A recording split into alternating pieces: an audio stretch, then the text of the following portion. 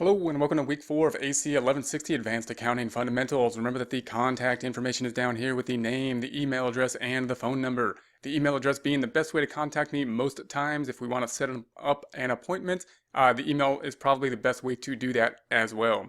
If we scroll down, we see that we have the office hours here on Monday at 6 p.m. Pacific time. These are not required and it is in a lecture format, but if you have questions, this is a time for those. That time is carved out for questions. It is a different number. This is a conference call-in number, so make sure to dial the different number here. And if we need to do screen share, then we can do the screen share at that time and work through problems together at that time. Remember to call in first, though, and then we'll use the screen share as needed. All right, going to scroll down to the current week that we are in, week 4. We have the familiar objectives. We've got the topics, and then we have the lessons.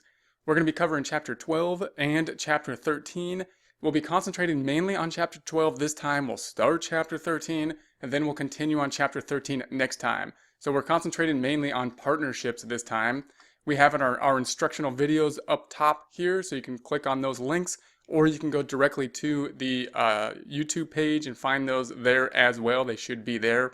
And then we have the information that we need to do. So remember, everything from the discussion forum on down, that's what we want to complete by the end of the week, starting off with the discussion forums.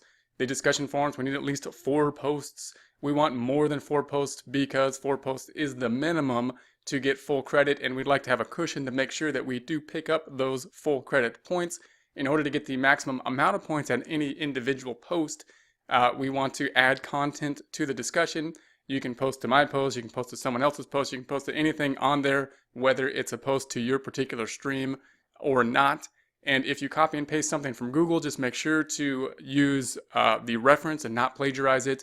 And to get full credit on any individual post in that format, you're going to want to rephrase it in your own words or give some kind of comment on it in your own words after it as well. Then, of course, we have the assignments and we have the homework and we have the quiz, all being in Connect. I would get in the habit of checking them off here in Moodle Rooms, even though they're in Connect, because Moodle Room, that way nothing will sneak by you, because although most of the work is in Connect, not all the work is listed in Connect, and although not most of the work is in Moodle Rooms, all the work is listed in Moodle Rooms. Therefore, you want to check everything off in Moodle Rooms as you do most of it in Connect. Okay, so let's take a look at Connect up top. So we'll go into Connect, we'll go on the current week that we are in, which is, of course, week 4 at this time.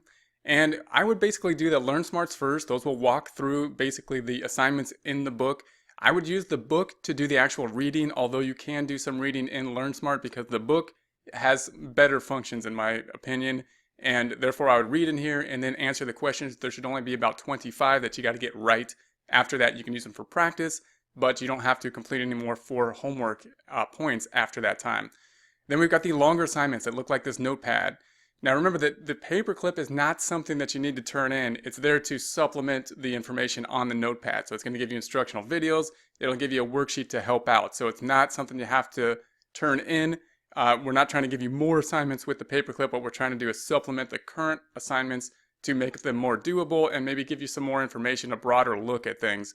So if you opened up the paperclip in order to help you out with this assignment, you would get this worksheet here, which will include 2 tabs, one with a videos tab, one with a worksheet tab. The videos will have you links to a problem that will be very similar. The worksheet tab allows you to work the problem here if you so choose, but you don't have to do it. It'll help with the calculations, and it'll also help to see things in terms of a trial balance a lot of times. So a lot of times when we go forward, what's going to happen is we're going to focus in on a particular account, and we don't really get to zoom back out and see how that relates to other things.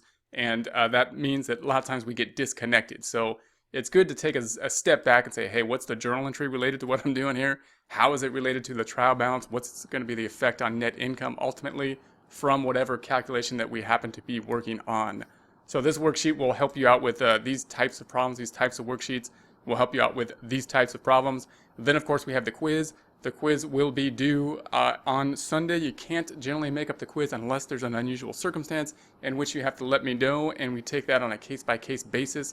Therefore, make sure to do the quiz by Sunday, even if you're not fully prepared for it, so that you pick up some points at least on it. If you run into a time constraint, then do the quiz, and then we can pick up some late work on the homeworks and the assignment if we have to.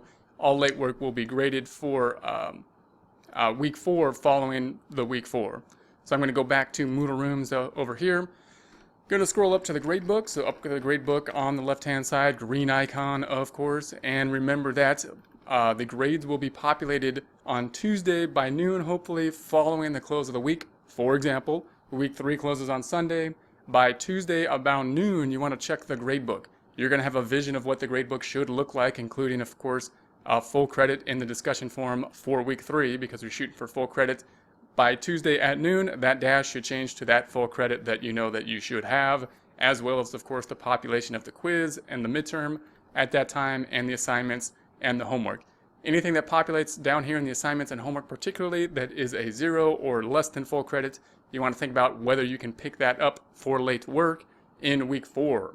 If you do pick up late work for week 4, then that will be graded following week 4, if not before. So that means that all work done in the next week in week 4 will be graded in Tuesday in week 5. So anything that's done in week 4 will be graded after week 4, meaning Tuesday by noon in week 5, and you want to check that and check it once again.